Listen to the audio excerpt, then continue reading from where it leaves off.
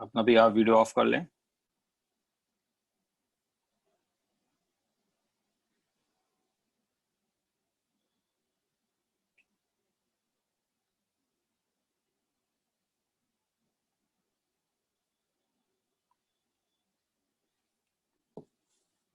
मेरी आवाज आ रही है सबको?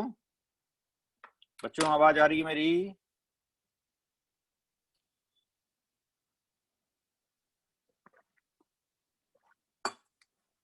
ओके, तो आगे की बात करता हूं मैं। पिछली क्लास में मैंने नोट्स इसलिए सेंड नहीं किया था क्योंकि पूरी बात कंप्लीट नहीं हुई थी। ठीक है, तो हार्डिशन एनर्जी की बात कर रहे थे, तो उसको कंप्लीट करेंगे, फिर आपका डिसीजन करेंगे 20 का। ठीक है, तो ओके।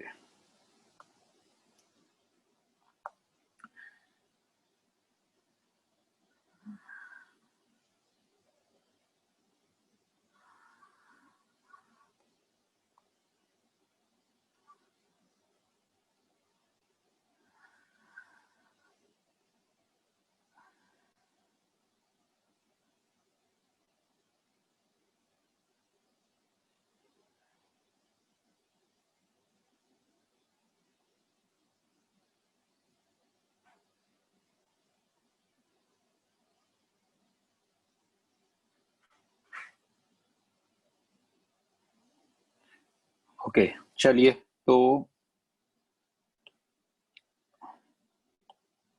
मैं स्क्रीन शेयर कर रहा हूं। सबको स्क्रीन शेयर हो रही है? ओके, तो यहाँ पे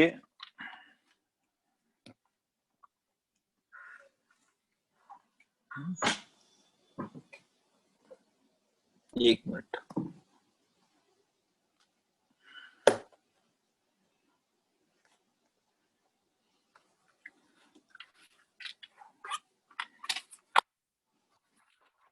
आवाज आ रही सबको?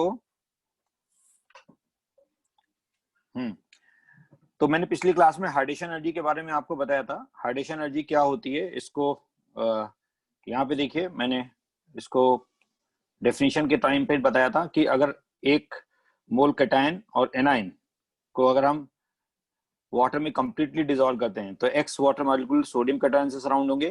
ठीक है, यहाँ पे प्लस कर लीजिएगा, यहाँ पे प्लस आएगा। तो एक मोल सोडियम कैटायन का और एक मोल क्लोराइड आयन का, suppose x and Y water molecule से सराउंड होंगे तो इक्वेटेड कैटायन और एनायन कहलाएगा। इसमें एक्स H1 अमाउंट की हार्डिशन एनर्जी रिलीज होगी, जिसको हम बोलते हैं हार्डिशन एनर्जी ऑफ कैटायन, और H2 अमाउंट की हार्डिशन एनर्जी होगी एनायन से। तो इनका जो नेट समीशन आएगा वो हार्डिशन एनर्जी कहलाएगा। कैटायन एनायन में हार्डिशन एनर्जी किसकी ज्यादा होगी? कैटायन की ज्यादा होगी, that's why H1 is greater then H2।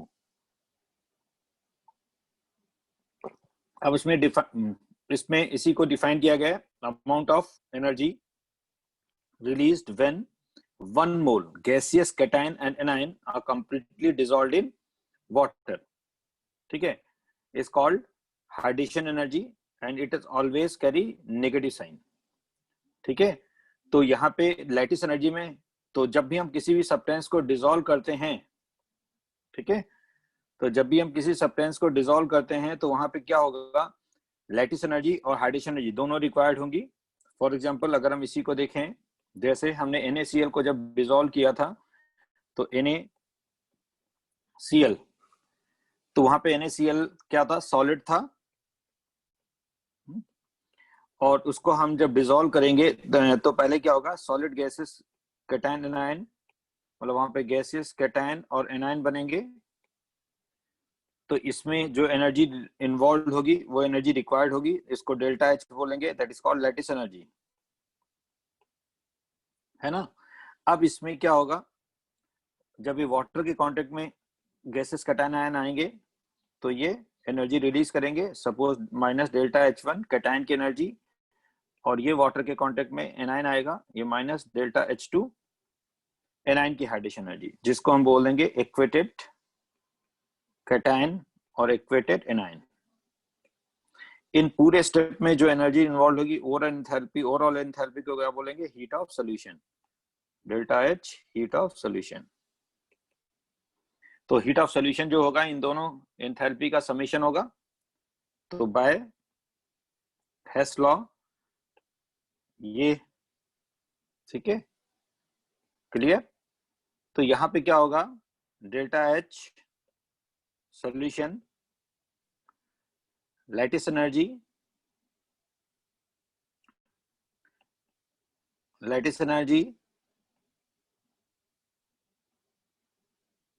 ठीक है, और ये साइन प्लस आएगा लैटिस एनर्जी क्योंकि रिक्वायर्ड एनर्जी है, minus delta H hydration energy, ये साइन नेगेटिव आएगा क्योंकि रिलीज एनर्जी है। तो अगर हम यहां पे देखें तो डेल्टा एच सॉल्यूशन जो होगा क्या होगा? Plus delta H lattice energy minus delta H one plus delta H two, ये हाइड्रेशन एनर्जी हो गई। किसी भी केमिकल चेंज के लिए क्या होना चाहिए? रिएक्शन किसी केमिकल चेंज के लिए उसका एंथैल्पी चेंज नेगेटिव होगा, तभी रिएक्शन फॉरवर्ड जाएगा। नेगेटिव कब होगा? जब लैटिस एनर्जी, ये जो रिक्वायर्ड एनर्जी है, ये रिक्वायर्ड एनर्जी है,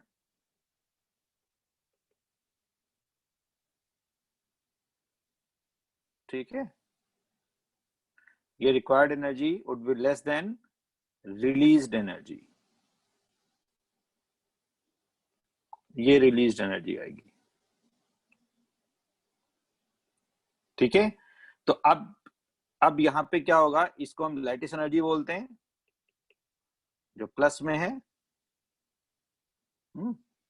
और इसको हम, ये लैटिस एनर्जी हो गई,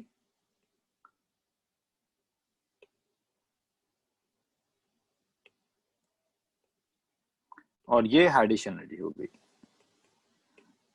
तो आपको बताया था हाइड्रेशन एनर्जी नेगेटिव में होगी, लैटिस एनर्जी पॉजिटिव में होगी, इसलिए ओवरऑल साइन नेगेटिव आएगा। तो ये NaCl का डिसोल्यूशन का तो मैंने बताया था कोई भी आयनिक सॉल्ट वाटर में डिसॉल्व कब होगा? When hydration energy would be greater then lattice energy, तभी उसका डेल्टा एच सॉल्यूशन नेगेटिव आएगा। आई थिंक बात समझ में आ गई, ठीक है, क्लियर, ओके। अब आगे देखिए,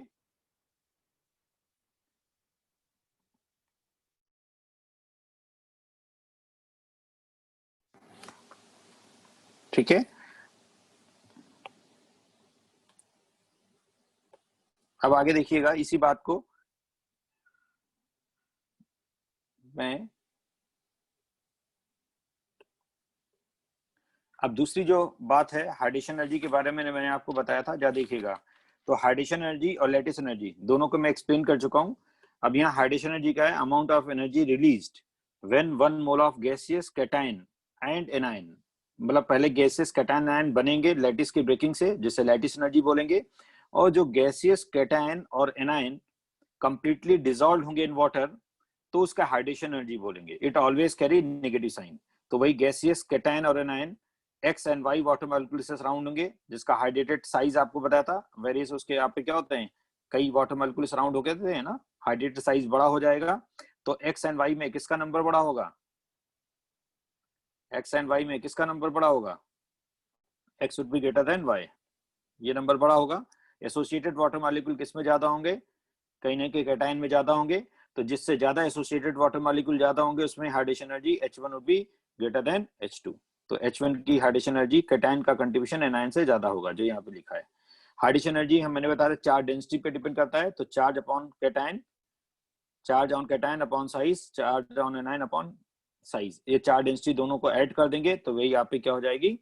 that is called hydration energy. तो ये हाइड्रेशन एनर्जी, ये कैटायन का चार्ज डेंसिटी, ये एनायन का चार्ज डेंसिटी, क्योंकि हाइड्रेशन एनर्जी किस पे डिपेंड करती है?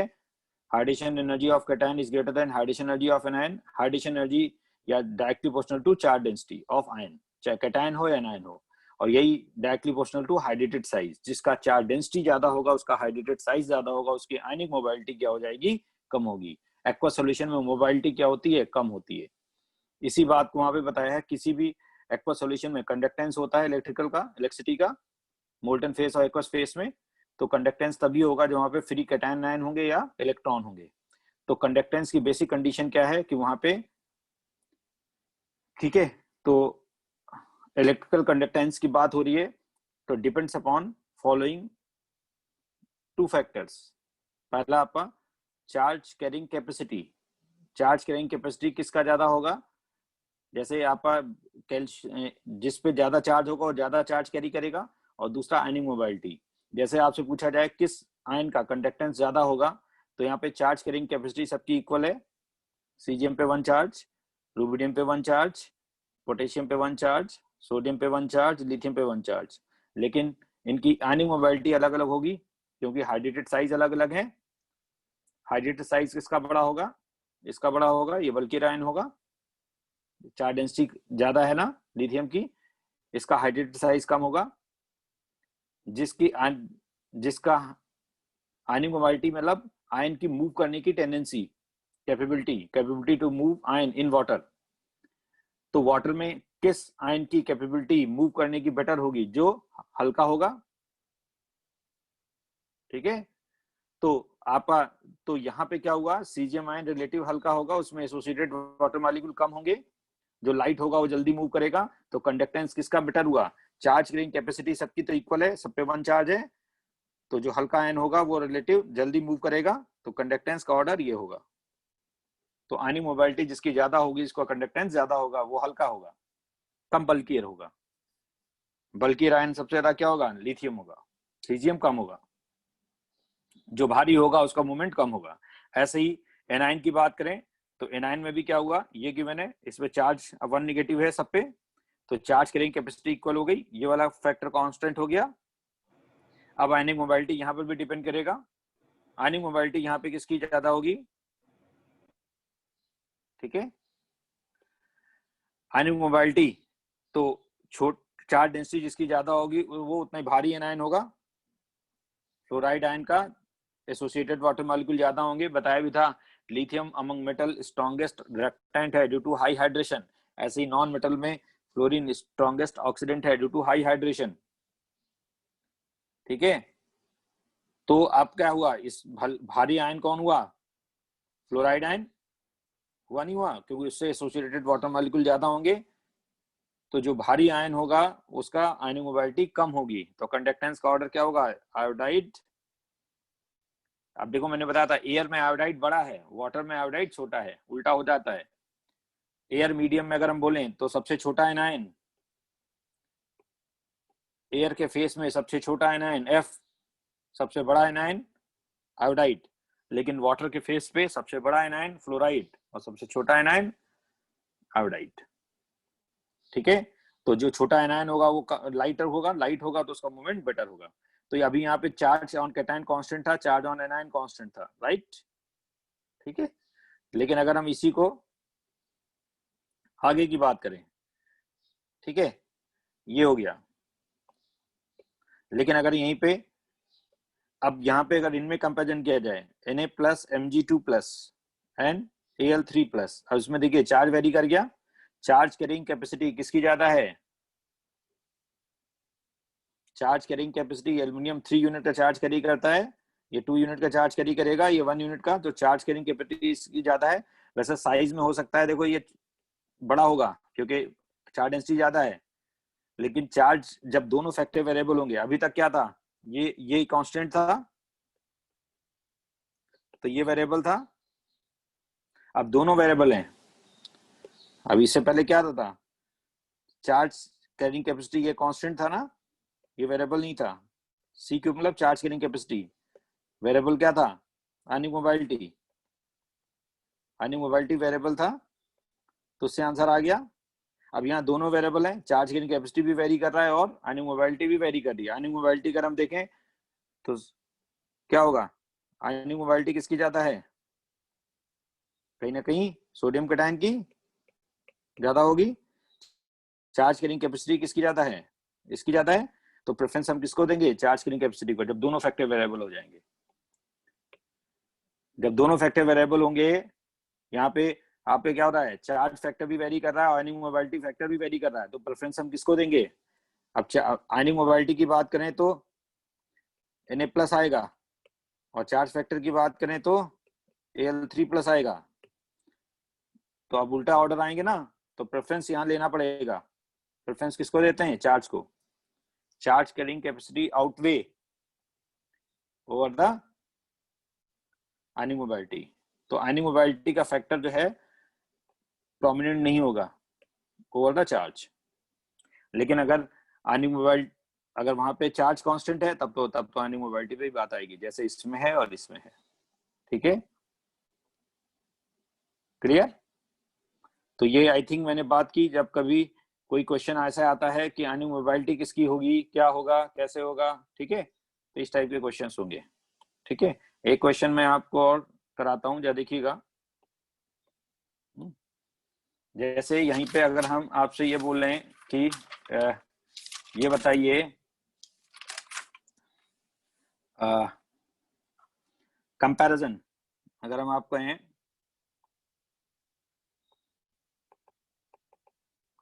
between hydrated aqueous and chloride equated ions,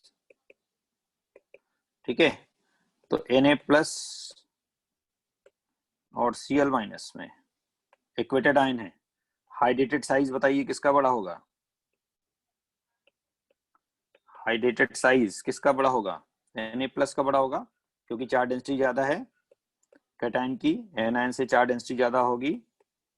दूसरा, अगर मैं आपसे पूछता हूँ हाइड्रेशन एनर्जी बताइए किसकी ज्यादा होगी?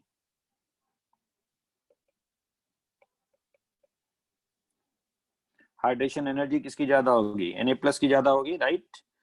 फिर मैं तीसरा पूछता हूं कि Na+Aq और Cl-Aq में जब बताइए आयनिक मोबिलिटी किसकी ज्यादा होगी?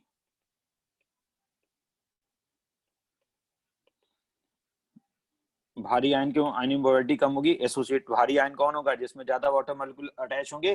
तो ज्यादा वाटर मॉलिक्यूल किस में अटैच होंगे? अभी बताया था X is greater then Y। तो आयनिक मोबिलिटी किसकी ज्यादा होगी? जिसमें कम होंगे, जो रिलेटिव हल्का होगा। ठीक है, चार्ज कैरिंग कैपेसिटी बताइए। Na+ और Cl-।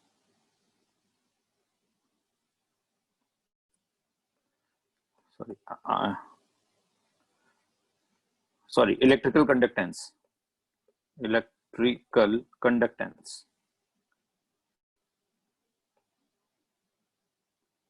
इलेक्ट्रिकल कंडक्टेंस किसका बेटर होगा?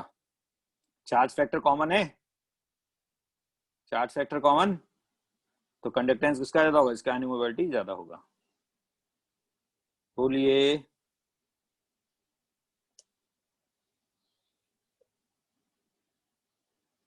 बात समझ में आई?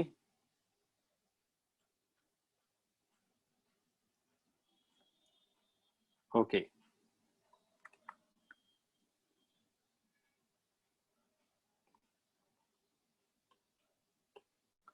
तो आगे की बात कर रहा हूं।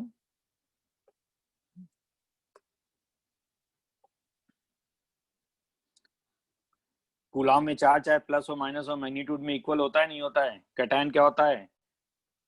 कैटायन जो होगा वो अपोजिट इलेक्ट्रोड की ओर माइग्रेट करेगा, कैटायन कैथोड की ओर, एनायन एनोड की ओर माइग्रेट करेगा।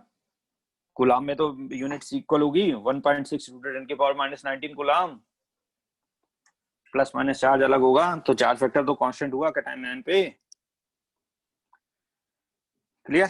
तो ये बात हुई जिसकी, तो ये मैंने बात की डिसोल्यूशन से रिलेटेड, कैसे आप जब किसी सॉल्ट को वाटर में आप रखोगे तो वहां पे क्या होगा, गैसेस कैटायन आयन बनेंगे और फिर वहां पे हाइड्रेटेड आयंस बनेंगे, जिसके कारण हम उसके एक्वस सॉल्यूशन में कंडक्टेंस पे भी कमेंट कर सकते हैं। ठीक है, ओके। नेक्स्ट, अगर हम यहाँ पे बात करते हैं नेचर ऑफ ऑक्साइड्स,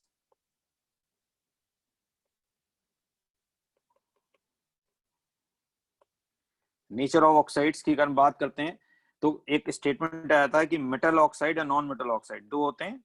ठीक है, तो जो मेटल ऑक्साइड्स होते हैं मोस्टली बेसिक होते हैं। आपने मेटल को वाटर में रखोगे तो हार्ड ऑक्साइड बनाएंगे, और नॉन मेटल ऑक्साइड को अगर वाटर में रखोगे तो वो एसिड बनाएंगे। तो ऑक्साइड दो टाइप के होते हैं, metal oxide and non metal oxide. Metal oxides जो होते हैं मोस्टली बेसिक होते हैं। क्यों होते हैं? Due to their predominantly ionic character. Predominantly ionic character का मतलब समझ रहे हो? दोनों कैरेक्टर होते हैं, लेकिन जो कैरेक्टर डोमिनेंट होता है उसके अकॉर्डिंग हम आयनिक या कोवेलेंट बॉन्ड बोलते हैं। तो बोलते हैं metal oxides are basic in nature, basic in nature due to their predominantly ionic character. Predominantly ionic character.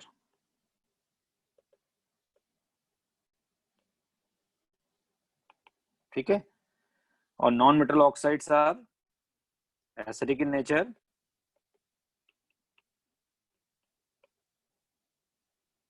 Due to their predominantly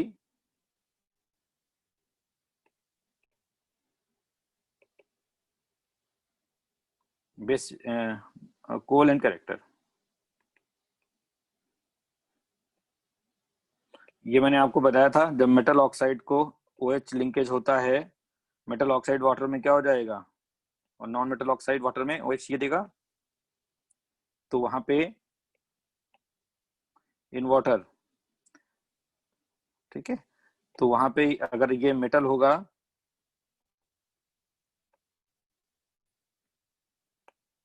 तो वो क्या देगा, OH आयन देगा वाटर में। और ये अगर नॉन मेटल होगा तो क्या देगा, H+ आयन देगा। इसीलिए कहते हैं OH आयन देगा तो metal oxide basic in nature. ठीक है। तो ये आपका क्या होगा, एसिड इन वाटर। तो नॉन मेटल वाटर में हाइड्रोक्साइड देंगे तो ये एसिड होगा, एसिड इन वाटर, ये बताया था वाटर में। और ये क्या होगा, base in water. Hydroxide would be base in water.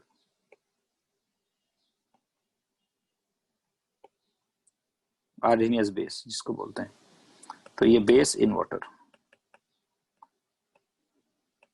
I think ये मैंने केस बताया था। ठीक है, behaviour of compound having OH linkage in water. ठीक है, तो उसी से हमने कंक्लूड किया, अगर मेटल ऑक्साइड होगा तो हाइड्रोक्साइड बनाएगा, मतलब बेस इन वाटर होगा। नॉन मेटल ऑक्साइड होगा तो वो एसिड इन वाटर होगा। आई थिंक समझ में आ गई बात ये। तो इसी से कंक्लूड किया है। तो अब क्या होगा कि कई हमारे पास मेटल ऑक्साइड गिवन है, ठीक है, कई हमारे पास मेटल ऑक्साइड गिवन है, तो वहां पे क्या होगा,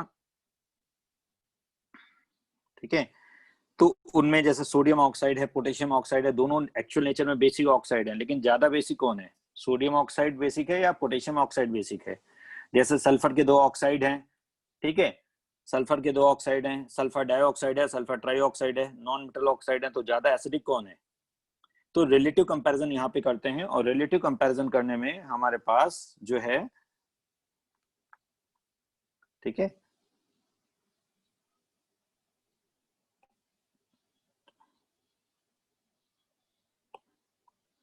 ये आपका इन वाटर, वाटर के अंदर इनका बिहेवियर जो मैंने आपको बताया ये होता है। ठीक है, तो अगर आपसे बोला जाए कि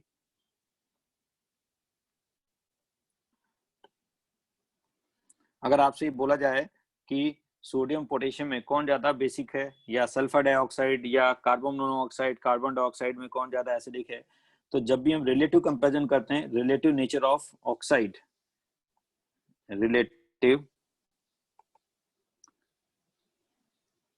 nature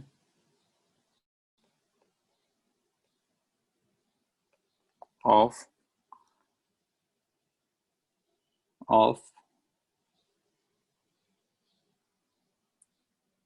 relative nature of oxides, basic oxide and acidic oxide, what ever जो भी आपका ठीक है, तो ये जो हम रिलेटिव नेचर की बात कर रहे हैं, तो अगर हमें बेसिक बिहेवियर कंपेयर करना है तो बेसिक कैरेक्टर जो होगा, रिलेटिव बेसिक कैरेक्टर जो होगा, ठीक है, basic character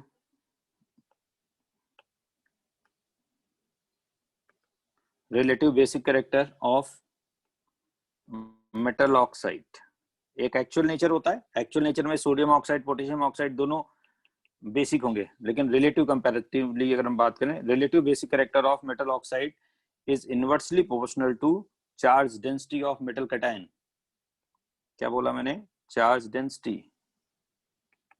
of metal cation, जिस मेटल कैटायन की चार्ज डेंसिटी ज्यादा होगी उसका बेसिक कैरेक्टर कम हो जाएगा, ठीक है। ऐसे ही relative acidic character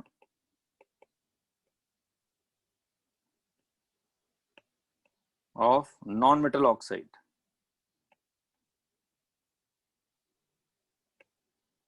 non metal oxide, ये डायरेक्टली प्रोपोर्शनल होगी charge density of central atom. Charge density, वहां तो कोवेलेंट कंपाउंड में कैटायन तो होगा नहीं, तो चार्ज डेंसिटी किसका ले लेंगे? Of central atom.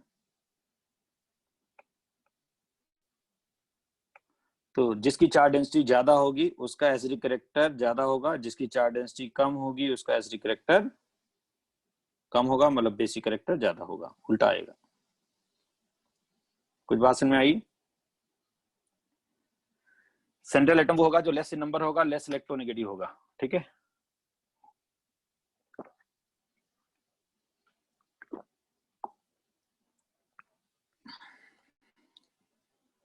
अगर आप सेंट्रल एटम की बात करेंगे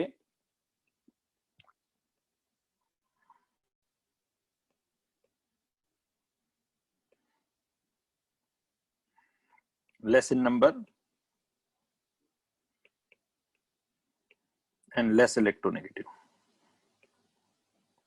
जो एटम लेस इन नंबर होगा, लेस इलेक्ट्रोनेगेटिव होगा, इलेक्ट्रोनेगेटिव एटम जो सेंट्रल एटम आ जाएगा, ठीक है। बात समझ में आई? अब मैं कुछ एग्जांपल लेता हूं, क्या देखिएगा।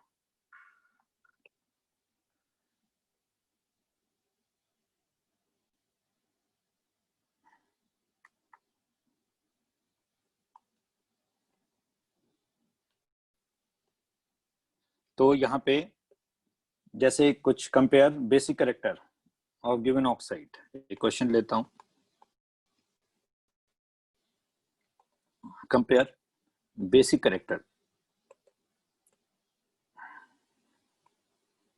compare basic character of given oxide between given oxide।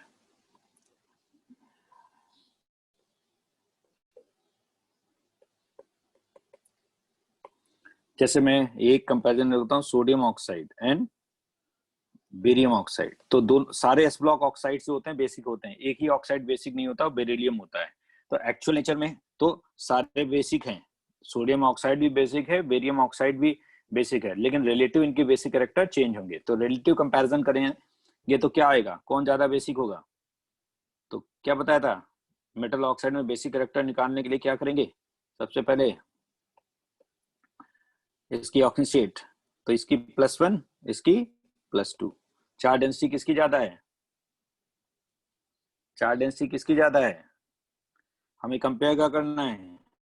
Acidic character basic character, तो ज्यादा बेसिक कौन हुआ, उसकी चार्ज डेंसिटी कम हुई। या रिलेटिव बोला जाए मोर एसिडिक कौन है, तो बेरियम हो जाएगा। वैसे बेरियम ऑक्साइड एसिड की तरह बिहेव नहीं करेगा, लेकिन जो लेस बेसिक है वो मोर एसिडिक है, जो मोर एसिडिक है वो लेस बेसिक है। सोडियम ऑक्साइड एक्चुअल नेचर में तो दोनों ऑक्साइड बेसिक हैं, लेकिन रिलेटिव कंपैरिजन में sodium oxide is more basic than barium oxide. या इसको और बोले, barium oxide is more acidic than sodium oxide. फिर एसिडिक बिहेवियर कंपैरिजन नहीं किया जाएगा। जैसे कैल्शियम ऑक्साइड, जैसे कैल्शियम ऑक्साइड और एल्युमिनियम ऑक्साइड। चलिए मैं एक्चुअल नेचर भी यहाँ पे साथ में लिख देता हूँ। एक्चुअल नेचर में तो दोनों बेसिक हैं, एक रिलेटिव नेचर है, दूसरा एक्चुअल नेचर है। तो लेकिन रिलेटिव कंपैरिजन में सोडियम ऑक्साइड ज्यादा बेसिक होगा। तो मैंने बताया सारे S block oxide actual nature में बेसिक होते हैं। चार्ज बढ़ेगा तो साइज वैसे ही छोटा हो जाएगा। तो कैल्शियम ऑक्साइड और ये एक्चुअल नेचर में एम्फोटेरिक होता है। एल्युमिनियम का ऑक्साइड, एम्फोटेरिक वे ऑक्साइड होते हैं जो एसिड बेस दोनों से रिएक्ट करते हैं। बेसिक ऑक्साइड एसिड से रिएक्ट करेगा, एसिड ऑक्साइड बेसिक बेस से रिएक्ट करेगा, एम्फोटेरिक दोनों से रिएक्ट करेगा। ठीक है, अब इसकी ऑक्सीजन स्टेट अगर निकालें तो कितना आएगा, 2+, ये 3+। तो चार्ज डेंसिटी किसकी कम है, जिसकी चार्ज डेंसिटी इनवर्सली प्रोपोर्शनल बताया था, जिसकी चार्ज डेंसिटी कम होगी वो ज्यादा बेसिक होगा। और एक्चुअल नेचर में देखो ये एम्फोटेरिक है और ये बेसिक हुआ नहीं हुआ।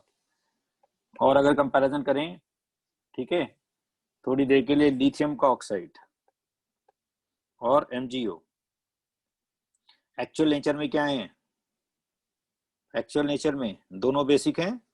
एस ब्लॉक के सारे ऑक्साइड एक्चुअल नेचर में बेसिक हैं, बेरिलियम ऑक्साइड एम्फोटेरिक होता है बस।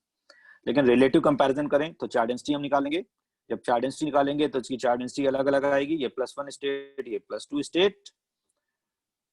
तो आप चार्ज डेंसिटी ज्यादा होगी, ज्यादा एसिडिक होगा, लेस बेसिक होगा। बेसिक कैरेक्टर कंपैरिजन करने को बोला गया, भूलिए, सब समझ में आ रही बात। PbO लेड के 2 ऑक्साइड्स बताए थे, PbO and PbO2 inner pair effect में, राइट। दोनों एक्चुअल नेचर में एम्फोटेरिक होते हैं, ये भी एम्फोटेरिक होता है और PbO2 भी एम्फोटेरिक होता है। एक्चुअल नेचर में तो दोनों एम्फोटेरिक हैं, लेकिन which one is more basic या लेस एसिडिक, तो जिसकी चार्ज डेंसिटी कम होगी वो ज्यादा बेसिक होगा। ऑक्सीजन स्टेट निकाला तो PbO2, तो ये लेस बेसिक हुआ, मतलब ये मोर बेसिक हुआ। बेसिक कैरेक्टर कंपैरिजन करना था। तो अब देखो दोनों एम्फोटेरिक हैं, लेकिन PbO बीइंग मोर बेसिक, ये बेस के रेस्पेक्ट में कम रिएक्टिव होगा और एसिड के रेस्पेक्ट में ज्यादा रिएक्टिव होगा, है ना। ये जो PbO2 है ये ज्यादा बेसिक हुआ ना, तो बेस के रेस्पेक्ट में इसकी रिएक्टिविटी कम होगी और एसिड के रेस्पेक्ट में रिएक्टिविटी ज्यादा होगी। PbO2 जो होगा वो ज्यादा एसिडिक हुआ, तो इसकी रिएक्टिविटी टुवर्ड्स एसिड कम होगी, टुवर्ड्स बेस ज्यादा होगी। क्योंकि दोनों एसिड, दोनों एम्फोटेरिक हैं तो एसिड बेस से दोनों रिएक्ट करेंगे, लेकिन इनकी reactivity towards acid and base अलग अलग होगी। आई थिंक बात समझ में आई। नेक्स्ट अगर हम देखें SNO एंड SNO2, ये भी आपको बताया था टिन के 2 स्टेट्स होते हैं। एक्चुअल नेचर में टिन जो है +2 स्टेट में, +4 स्टेट में, ये एम्फोटेरिक ही होते हैं। ये भी एम्फोटेरिक होगा, ये भी एम्फोटेरिक होगा। ठीक है, बात समझ में आई। तो यहाँ पे ये +2 स्टेट, ये +4 स्टेट। चार्ज डेंसिटी किसकी ज्यादा है,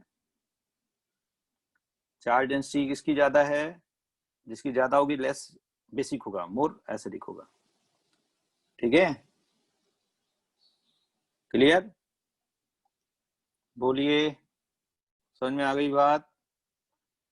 कुछ एसिडिक कैरेक्टर की कंपैरिजन कर लेते हैं, जो बताइए। ये तो बेसिक का कंपैरिजन कर दिया, कुछ एसिडिक कैरेक्टर का अगर कंपैरिजन करना है, compare acidic character, acidic character और गिवन ऑक्साइड्स। तो यहाँ पे ठीक है,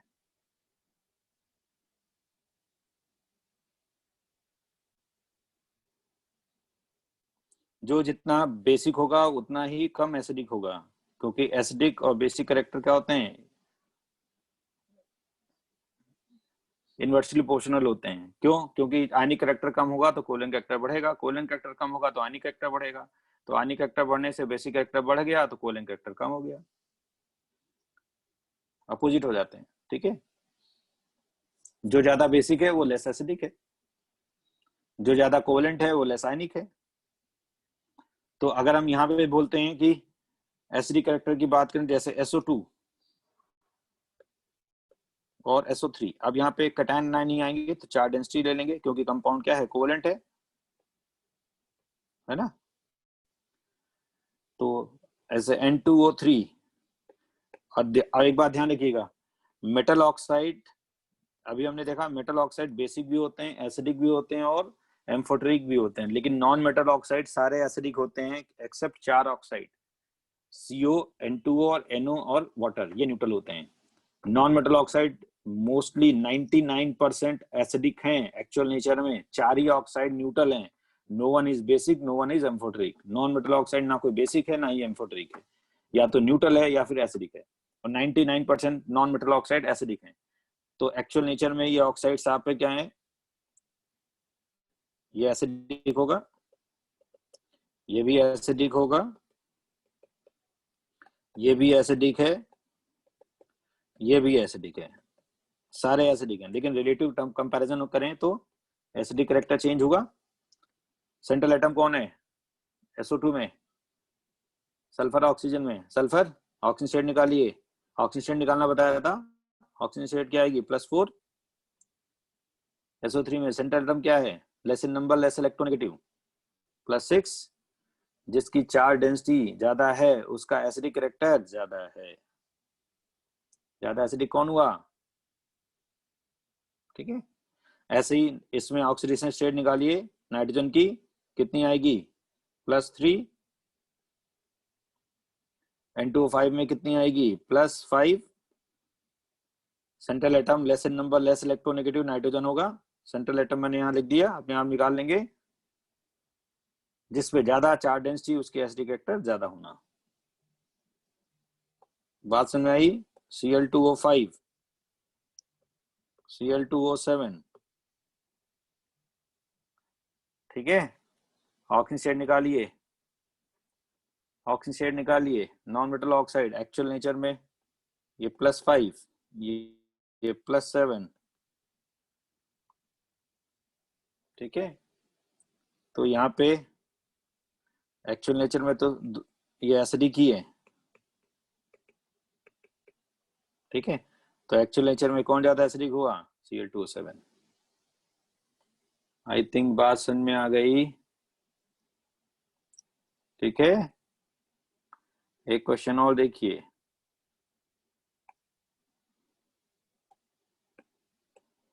compare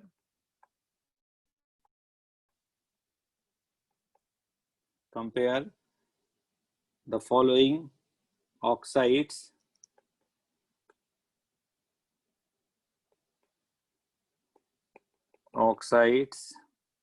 in increasing order of acidic character,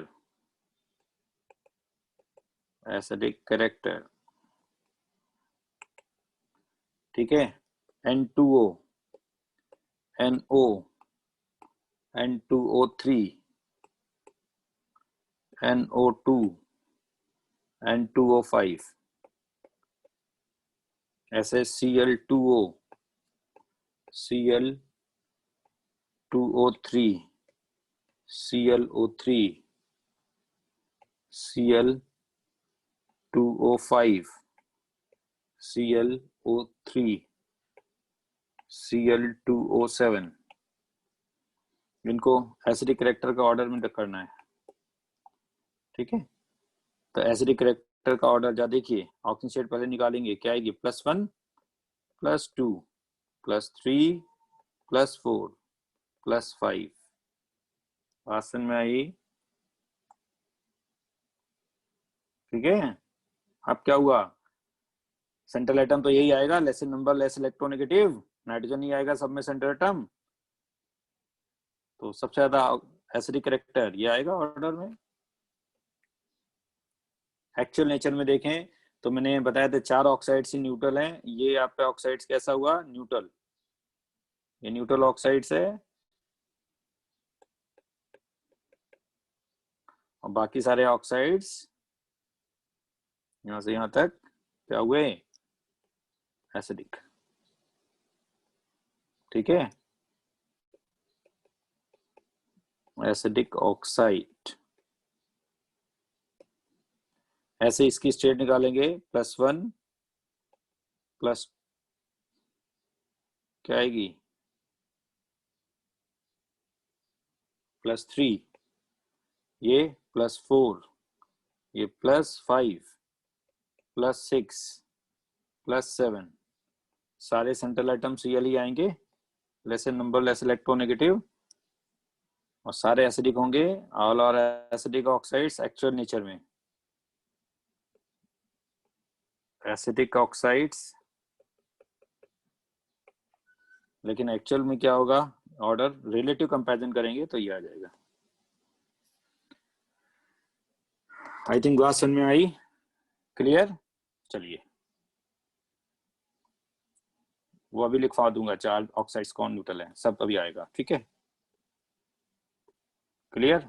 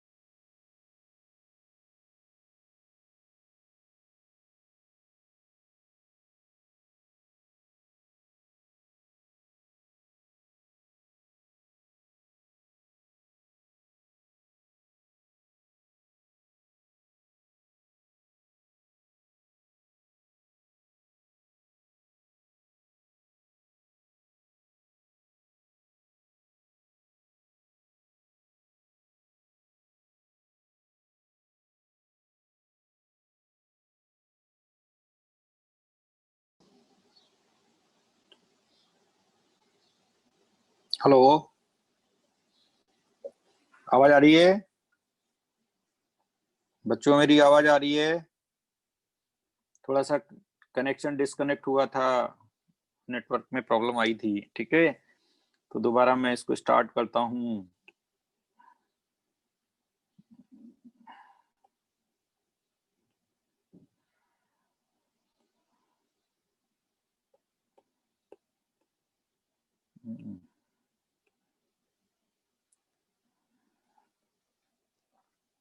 चलो, तो ये बात हो गई थी।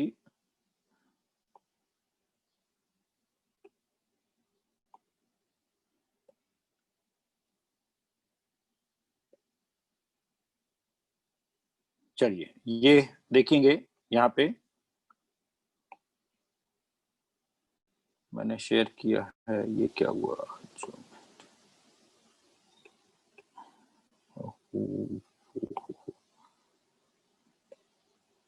हाँ ये ठीक है। अब देखिए यहाँ पे जो मैंने बताया वही लिखा हुआ है, ठीक है। नेचर ऑफ ऑक्साइड्स, जिसमें मैंने आपको बात की कि नेचर ऑफ ऑक्साइड्स में metal oxides are mostly basic in nature due to their predominantly ionic character.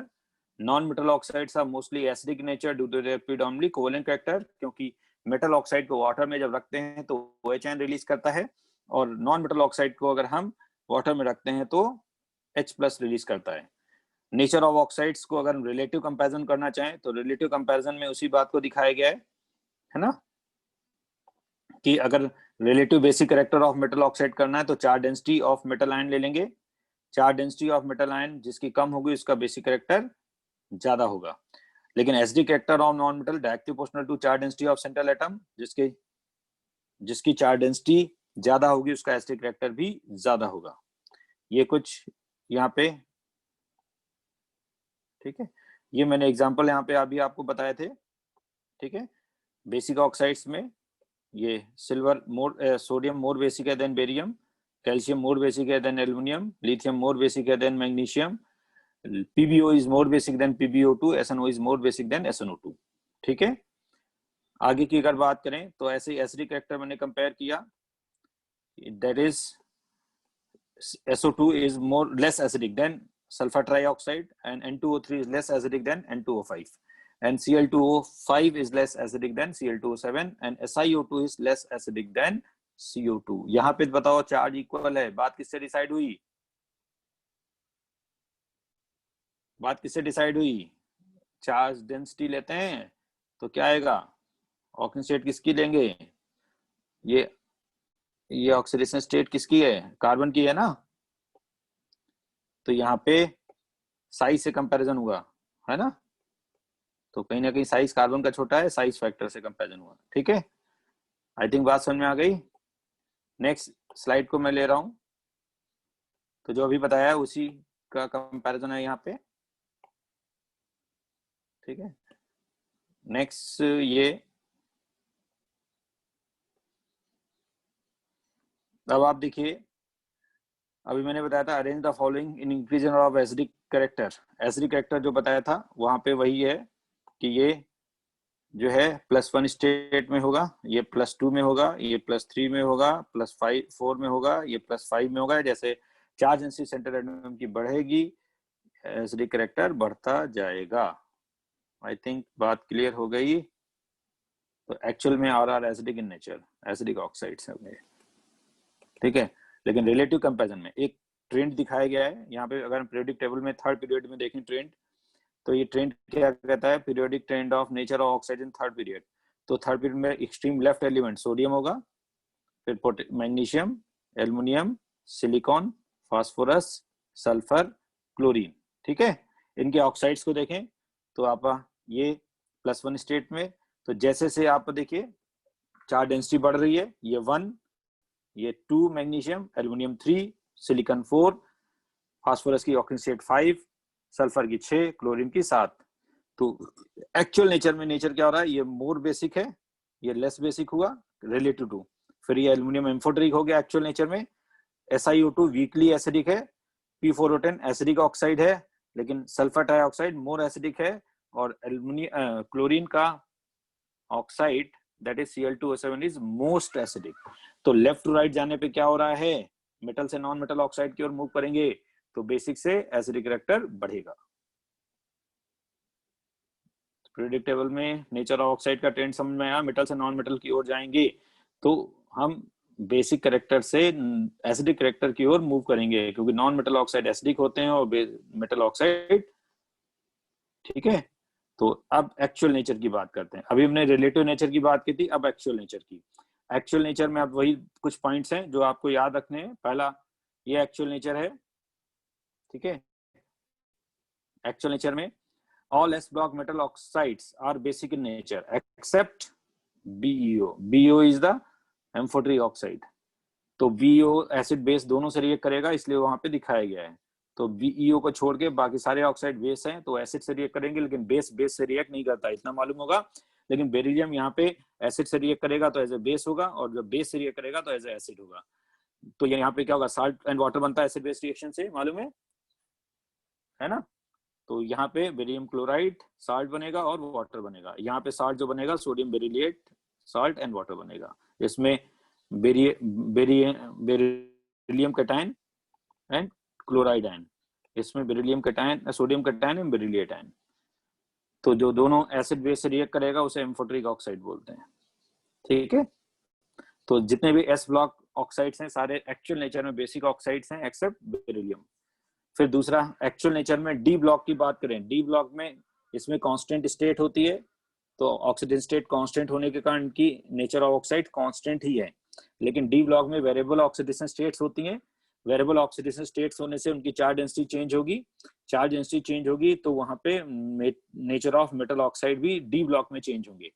क्या होगा, d block metal oxides are basic, amphoteric and acidic, तीनों नेचर में मिलेंगे depending upon positive oxidation state of d block metal cation as follows. क्योंकि lower positive state में metal oxide क्या होगा, basic या एसिडिक, लोअर पॉजिटिव स्टेट में metal d block metal oxide basic होगा, हायर पॉजिटिव स्टेट में acidic होगा, क्योंकि चार्ज डेंसिटी बढ़ने से बेसिक कैरेक्टर कम होता है, एसिडिक कैरेक्टर बढ़ता है। ठीक है, तो आपको बताया था इनमें वेरिएबल स्टेट्स होती हैं और वेरिएबल स्टेट्स होने के इनकी चार्ज डेंसिटी चेंज होगी, चार्ज डेंसिटी अगर चेंज होगी तो एसिडिक और बेसिक बिहेवियर भी चेंज होगा। इसीलिए कहते हैं डी ब्लॉक के मेटल ऑक्साइड बेसिक भी हो सकते हैं लोअर पॉजिटिव स्टेट पे, एसिडिक भी होते हैं हायर पॉजिटिव स्टेट पे, लेकिन एस ब्लॉक में कांस्टेंट ऑक्सीडेशन स्टेट होती है, इसलिए उसके नेचर ऑफ ऑक्साइड फिक्स होते हैं, सारे बेसिक ही होते हैं। एक्चुअल नेचर में एक ही ऑक्साइड है जो एम्फोटेरिक है। ठीक है, और इसमें आगे की अगर हम बात करें तो ये आएगा, तो यहाँ पे देखिए, अब देखिए जो बात की मैंने वहां पे नेचर ऑफ ऑक्साइड्स के बारे में, तो अब यहाँ पे डी ब्लॉक कैटायन है जिनमें अलग अलग स्टेट्स हैं। तो positive states of d block metal cation जिसमें अलग अलग स्टेट्स हैं, तो यहाँ पे देखिए अगर +1 है, +2 है या +3 है तो इसमें नेचर ऑफ ऑक्साइड बेसिक होगा, एक्सेप्ट यहाँ पे क्रोमियम 3 ऑक्साइड, क्रोमियम 3 जो है वो एम्फोटेरिक ऑक्साइड है, एक्सेप्शन है chromium 3 oxide. Chromium D block metal cation है, +4 पे सारे ऑक्साइड्स एम्फोटेरिक होंगे, 6, 7, 8 हाई स्टेट आपकी जो होगी डी ब्लॉक में +8 होगी, वो सारे एसिडिक होंगे। इसमें भी एक एक्सेप्शन आएगा, एक्सेप्ट V2O5 वेनेडियम पेंटाऑक्साइड जो है वो एम्फोटेरिक है ना, however it is having +5 state. तो यहाँ पे +3 स्टेट पे एम्फोटेरिक है, बेसिक नहीं है, यहाँ पे +5 स्टेट पे एसिडिक नहीं है, एम्फोटेरिक है। ये दो एक्सेप्शन है, ठीक है, वो आपको ध्यान में रखने। अब यहाँ पे Mn के हम कई ऑक्साइड्स देखते हैं, ठीक है, Mn के कई ऑक्साइड्स हैं होते हैं, जैसे MnO, MnO2, Mn2O7 तीनों ऑक्साइड्स हैं। ठीक है, तो Mn+2 स्टेट में बेसिक ऑक्साइड कहलाएगा, Mn+4 स्टेट में जो पायरोग्लिसाइड होता है वो एम्फोटेरिक ऑक्साइड कहलाएगा, वही Mn+7 स्टेट में एसिडिक ऑक्साइड कहलाएगा। उसी को Mn को वाटर में रख देंगे, Mn2O7 को ये परमैंगनिक एसिड देगा because it is acidic oxide. Acidic oxide water में एसिड प्रोड्यूस करते हैं, ऑक्सीजन स्टेट इसकी +7 आएगी, परमैंगनिक एसिड। इसको अगर हम 2 मोल ऑफ KOH से कर दें, KOH यहाँ पे KOH कर देना, तो क्या होगा, एसिड बेस रिएक्शन से साल्ट बनेगा जिसको बोलते हैं potassium permanganate, KMnO4। Potassium permanganate होता है क्योंकि परमैंगनिक एसिड से रिएक्ट करेगा। तो कहने का मतलब क्या हुआ, ये ऑक्साइड Mn+7 स्टेट में, Mn का ही ऑक्साइड है, +7 पे एसिडिक हो गया, वो +4 पे एम्फोटेरिक हो गया, ऊपर देखो लिखा है ना +4 पे एम्फोटेरिक होते हैं, ये देखो लिखा ना, और ये +2 पे बेसिक हो गया, ऊपर लिखा ना बेसिक। ऐसे सिमिलर क्रोमियम का भी केस दिखाया गया है, ऐसे ही क्रोमियम का भी केस दिखाया गया है। क्रोमियम का भी केस अगर आप देखें तो क्रोमियम +2 स्टेट में बेसिक होगा, +3 स्टेट में बताया था एम्फोटेरिक होगा, +6 में एसिडिक होगा। एसिडिक होगा तो वाटर में एसिड प्रोड्यूस करेगा जिसको बोलते हैं क्रोमिक एसिड, और क्रोमिक एसिड KOH के साथ रिएक्ट करके साल्ट बना देगा जिसको बोलते हैं potassium chromate. Potassium chromate salt बना तो एसिड बेस से रिएक्ट करेगा, इसलिए कहते हैं क्रोमियम हाई स्टेट पे, क्रोम की हाई स्टेट कितनी होगी, 6 होगी, because it is having 6 electron in NsN-1 d electrons. तो आई थिंक बात समझ में आई। तो S ब्लॉक का एक्चुअल नेचर मैंने बता दिया, सारे S ब्लॉक ऑक्साइड बेसिक होंगे बेरिलियम ऑक्साइड को छोड़ के, सारे D ब्लॉक ऑक्साइड बेसिक भी होंगे, एम्फोटेरिक भी होंगे, एसिडिक भी होंगे, ये डिपेंड करेगा कि मेटल कैटायन की स्टेट क्या है। हायर पॉजिटिव स्टेट पे D ब्लॉक ऑक्साइड एसिडिक होगा क्योंकि चार्ज डेंसिटी ज्यादा होगी, लोअर पॉजिटिव स्टेट पे वो बेसिक होगा क्योंकि चार्ज डेंसिटी कम होगी, और +4 स्टेट में एम्फोटेरिक होगा। क्लियर, बात समझ में आई। ठीक है, नेक्स्ट स्लाइड में देखिएगा, फिर इसके बाद इसको मैं क्लोज करता हूं। ठीक है, अब तो मैंने S ब्लॉक की बात कर दी, D ब्लॉक की बात कर दी, अब P ब्लॉक की। P ब्लॉक में मेटल और नॉन मेटल और मेटलाइट तीनों आते हैं, F ब्लॉक रेडियो एक्टिव होते हैं इसलिए हमें ज्यादा बात नहीं करनी। अब P ब्लॉक की जब बात करते हैं तो P ब्लॉक में यहाँ पे इस बात को बताया गया कि जो P ब्लॉक ऑक्साइड्स होते हैं, P block non metal oxides, जो नॉन मेटल ऑक्साइड होंगे एसिडिक होंगे, क्योंकि पी ब्लॉक में मेटल भी होंगे, नॉन मेटल भी होंगे और मेटलाइट भी होंगे।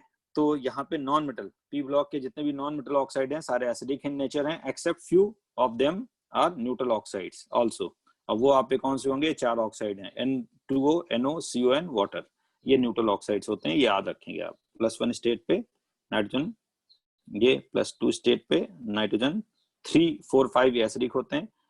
कार्बन मोनोऑक्साइड न्यूट्रल है, जबकि कार्बन डाइऑक्साइड एसिडिक है। तो ये +1 स्टेट, ये +2 स्टेट, ये +2 स्टेट, और आपको तो हाइड्रोजन तो +1 स्टेट में है ही है। ठीक है, आई थिंक तो हमने सारी बातें कर दी। डी ब्लॉक के ऑक्साइड्स जो होंगे एसिडिक भी होंगे, एम्फोटिक भी होंगे और बेसिक भी होंगे। एस ब्लॉक के ऑक्साइड्स केवल बेसिक होंगे, एक्सेप्ट 1 ऑक्साइड बेरिलियम ऑक्साइड जो एम्फोटरिक है। पी ब्लॉक के ऑक्साइड्स, पी ब्लॉक के नॉन मेटल ऑक्साइड्स एसिडिक होंगे और 4 न्यूट्रल होंगे। कोई भी non metal oxide P block का ना तो बेसिक होगा ना एम्फोटरिक होगा। एक्चुअल नेचर, रिलेटिव नेचर और एक्चुअल नेचर दोनों की बात कर रहा हूं। ठीक है, अब अगर यहाँ पे देखें लास्ट वन ये, अब यहाँ पे कहते हैं ऐसे ऑक्साइड जिनके सारे पॉसिबल ऑक्साइड, जैसे Mn की बात करें तो Mn में पॉसिबल ऑक्साइड्स 3 हैं, लेकिन सारे एम्फोटरिक नहीं है। MnO है, हाँ, MnO है जो बेसिक है, MnO2 जो एम्फोटरिक है, Mn2O7 जो एसिडिक है। उसने बोला है if all possible oxides of amphoteric metals are amphoteric in nature। Amphoteric metal कौन से होते हैं, ऑक्साइड्स कौन होते हैं? एम्फोटरिक वे मेटल होते हैं जो एसिड और बेस दोनों से हाइड्रोजन गैस इवॉल्व करते हैं। आपने पढ़ा होगा जिंक जो होता है रिएक्टिविटी सीरीज में हाइड्रोजन से ऊपर होता है, जैसे डाइल्यूटेड HCl से रिएक्ट करता है तो हाइड्रोजन गैस देता है, पढ़ा है। लेकिन जिंक अल्कली से भी हाइड्रोजन गैस देता है क्योंकि वो एम्फोटरिक मेटल है। एम्फोटरिक मेटल की ये प्रॉपर्टी होती है। तो ये एम्फोटरिक मेटल होते हैं जो एसिड और अल्कली दोनों से हाइड्रोजन गैस देते हैं। आपने ये रिएक्टिविटी सीरीज में पढ़ा होगा कि रिएक्टिविटी सीरीज में जो एसिड होते हैं उनके ऊपर जो मेटल, हाइड्रोजन से ऊपर जो मेटल हैं वो एसिड से हाइड्रोजन गैस इवॉल्व करते हैं 10th में। तो ये एम्फोटरिक मेटल जो होते हैं, ये मैंने जो बताए हैं, ये सारे एम्फोटरिक मेटल के सारे possible oxides, all possible oxides are amphoteric. तो Mn is not amphoteric metal, क्यों?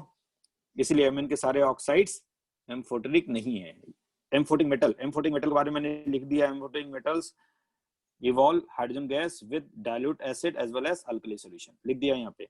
तो zinc, aluminium, beryllium, lead, tin, gallium, इन मेटल्स की अगर बात करें, क्रोमियम, और यहाँ पे Mn की बात नहीं होगी क्योंकि क्रोमियम Mn जो है वो जो है वो एम्फोटरिक मेटल नहीं है, ये एम्फोटरिक मेटल। इनके सारे पॉसिबल ऑक्साइड, जिंक का एक ही ऑक्साइड होगा जिंक को, तो जिंक ऑक्साइड ले लें या वाटर में रख के हाइड्रोक्साइड ले लें, एम्फोटरिक ही होगा। तो यहाँ हाइड्रोक्साइड भी लिख लिया है क्योंकि हाइड्रोक्साइड में कोई चेंज नहीं आने वाला, क्यों? वाटर के एडिशन से। तो जिंक का एक ही ऑक्साइड है ZnO, या वाटर में रख लीजिए हाइड्रोक्साइड, दोनों एम्फोटरिक होंगे। ऑक्साइड का जो नेचर है वो हाइड्रोक्साइड का होगा। जैसे अगर मैं थोड़ी देर के बोलता हूँ सोडियम का ऑक्साइड बेसिक है तो सोडियम का हाइड्रोक्साइड भी बेस होगा। पोटेशियम ऑक्साइड बेसिक है तो पोटेशियम का हाइड्रोक्साइड भी बेस होगा। एल्युमिनियम का ऑक्साइड एम्फोटरिक है तो एल्युमिनियम का हाइड्रोक्साइड भी एम्फोटरिक होगा, क्योंकि वाटर के एडिशन से कोई चेंज नहीं आएगा नेचर ऑफ ऑक्साइड या हाइड्रोक्साइड में, क्योंकि वाटर इटसेल्फ न्यूट्रल है। तो यहाँ पे ZnO लिख दिया या ZnOH होल ट्वाइस ले लें, दोनों एम्फोटरिक हैं। एल्युमिनियम का एक ही ऑक्साइड होता है वो भी एम्फोटरिक होगा, या फिर AlOH होल ट्वाइस, ऐसे लिख दिया। वही यहाँ पे देखिए लिखा गया है ना। तो एल्युमिनियम ऑक्साइड या हाइड्रोक्साइड एम्फोटरिक, एल्युमिनियम ऑक्साइड या hydroxide amphoteric, beryllium oxide and hydroxide amphoteric, PbO2 या PbO दो ऑक्साइड होते हैं, लिख दिए। PbO एंड PbO2 दोनों एम्फोटरिक हैं, अब बताया भी था। SnO SnO2 दोनों एम्फोटरिक हैं। गैलियम की 2 स्टेट होती है 1 और 3, इनर पे इफेक्ट पढ़ा रहे थे तो बताया था।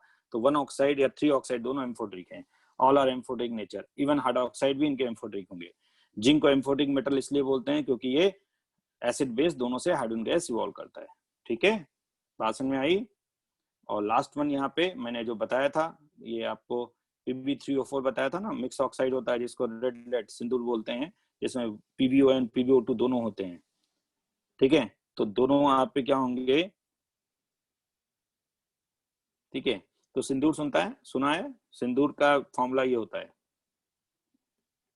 रेड लेड बोलते हैं जिसमें दोनों ऑक्साइड होते हैं, Pb3O4 बोलते हैं, ये मिक्स ऑक्साइड है। क्या बोलते हैं इसे? Mixed oxide. मिक्स ऑक्साइड इसे बोलते हैं जिसमें जैसे Pb3O4, आपने मिक्स ऑक्साइड आयरन का सुना होगा, Fe3O4, जिसमें Fe2O3 भी होता है, FeO भी होता है, फेरस एंड फेरिक ऑक्साइड। जो मैंने बात बताई, जैसे SnO and SnO2 both are amphoteric oxide, however their reactivity towards acid and base is different. SnO क्या होगा? ज्यादा बेसिक होगा, इसलिए being more basic, it is more reactive towards acid and less reactive towards base. And SnO2 being more acidic is more reactive towards base. बात समझ आई? Clear? तो ये मैंने बात की all about nature of oxide. तो आप नेचर ऑफ ऑक्साइड पे प्रॉब्लम करेंगे। आपकी क्लास है, ओके, 15 मिनट बाद अब छोड़ रहा हूँ, ठीक है? तो होमवर्क आपका आगे उसका करिएगा, दोनों एक साथ करूंगा। आगे प्रॉब्लम करेंगे नेचर ऑफ ऑक्साइड्स का, ठीक है? तो एक्सरसाइज 1 पूरी कंप्लीट करेंगे। एक्सरसाइज 1 जो भी बची हुई है में 100 तक हो गया था, 106 से 121 पूरी कंप्लीट करेंगे, ठीक है? सीट से ये होमवर्क है। Okay, bye.